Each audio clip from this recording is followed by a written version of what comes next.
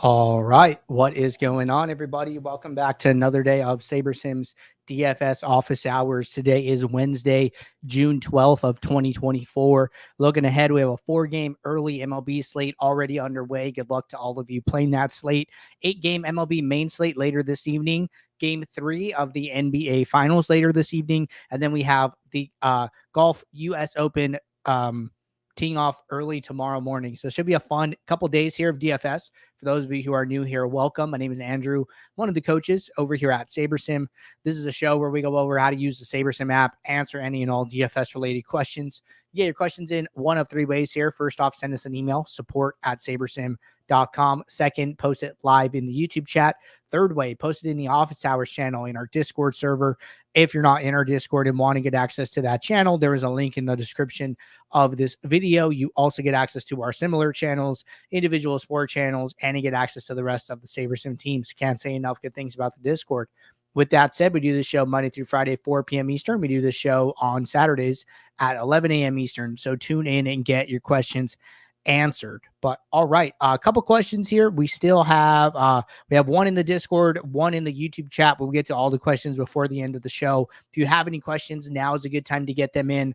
I'm going to hit this first one here really quickly because the last game on this 4-game slate is about to get started pretty soon here. So we have a small window to do a late swap.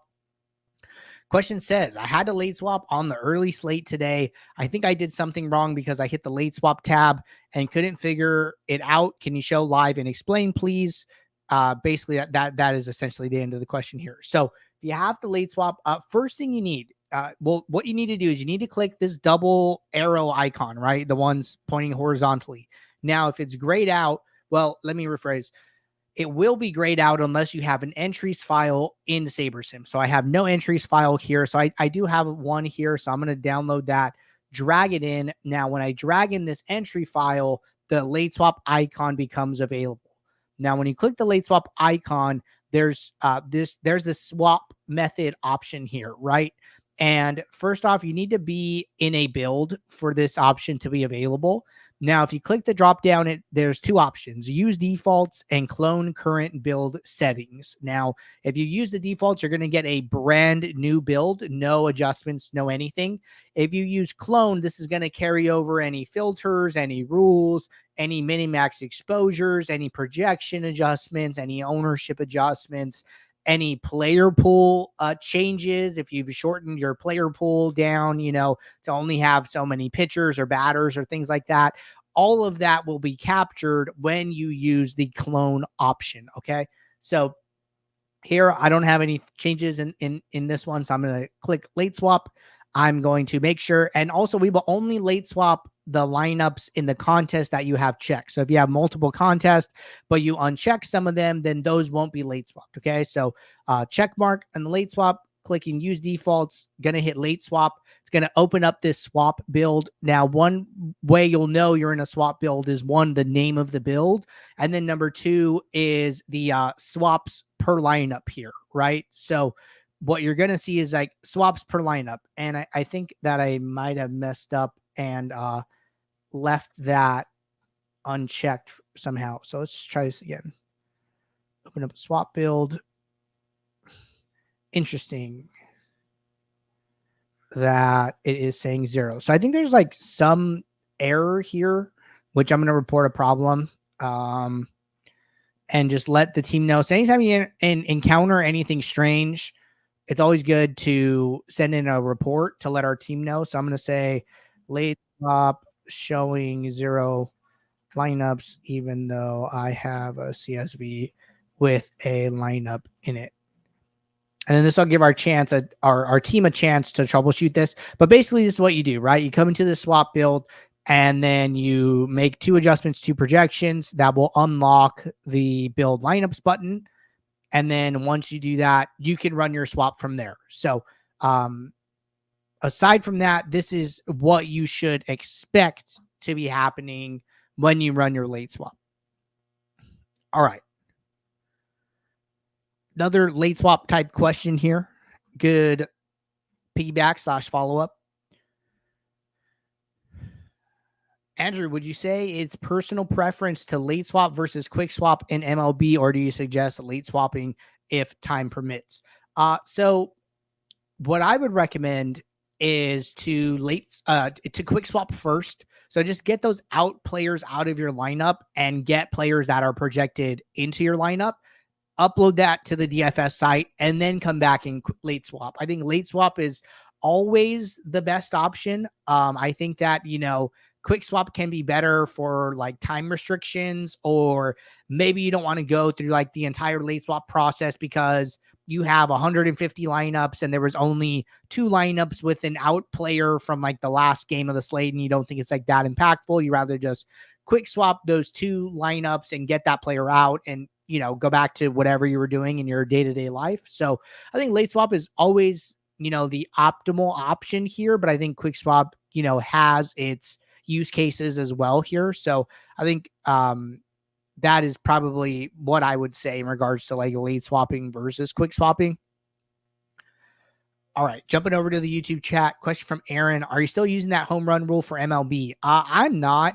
I'm actually been experimenting with something a little bit different. I don't have it here, but basically what it looks like is a rule like this. And I share these things cautiously just because I don't even know if this is, good or bad. It's just something that kind of makes sense to me subjectively here.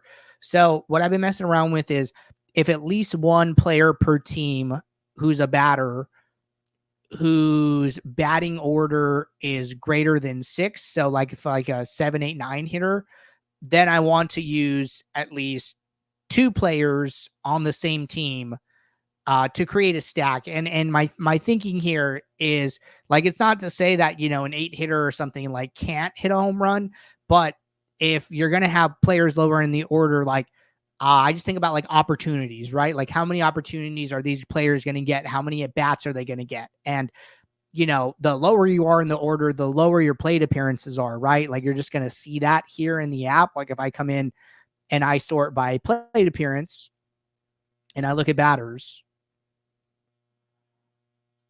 and, all these top guys, 1, 2, 3, 1, 2, 3, 1, 2, 3, 4, right? It is not till very, very low down on this plate appearance list that we start to see 7, 8, 9 hitters. I think our first 7 hitter is Alex Verdugo on the main slate tonight with 4.32 plate appearances.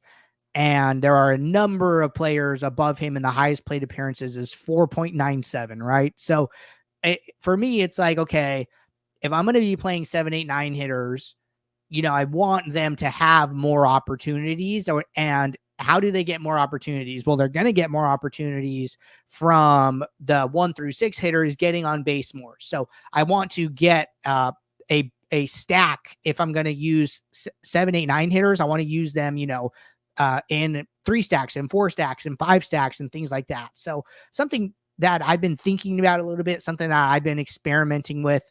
I'm not suggesting anybody use it. I'm not suggesting you don't use it. You can, check it out for yourself. See if you like lineups. I personally like the way my lineups look when I use that rule. So it's something that I've been messing around with. All right. Question from CJ. If you upload your own projections and ownership numbers, do you still use SaberSim Ownership Field Lineups for the contest sim, or should you change to the one listed under your build name? Okay, good question. So what I would do here, and we actually have a tutorial on how to do this. So uploading your projections, just to be clear, that is going to be taken into account in the contest sim. However, your uploaded ownership will not be taken into account automatically. So in order to take into account your custom ownership, you need to build a custom set of field lineups. So on our YouTube channel, I'll drop this link to this video in this Understanding Contest Sims playlist, using custom ownership with contest sims. It's a 5-minute video. It will walk you through how to build a custom field and how to make sure that your custom ownership and custom field lineups are what is used in the contest sim. So let me make sure that this video makes its way into the YouTube chat here. All right. just drop that here. But basically what happens is the field lineups are static. And even though you change the ownership, you are not changing the field lineups. So what you need to do is go and build your own set of field lineups, set those as the field lineup source in the contest sim settings here. So there's field lineups. You will basically make a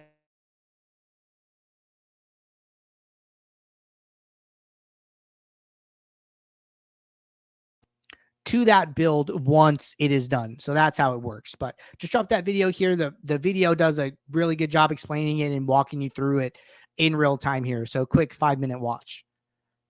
And CJ said, thanks. Yeah, man, you are welcome. Got a thanks in the Discord as well. Yep. Happy to answer your guys' questions.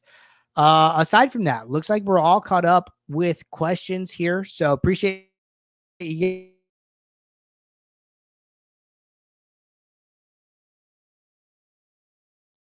for our next show. So appreciate you guys tuning in, and good luck to you all. I will talk to you then. So take care. Thanks. Bye.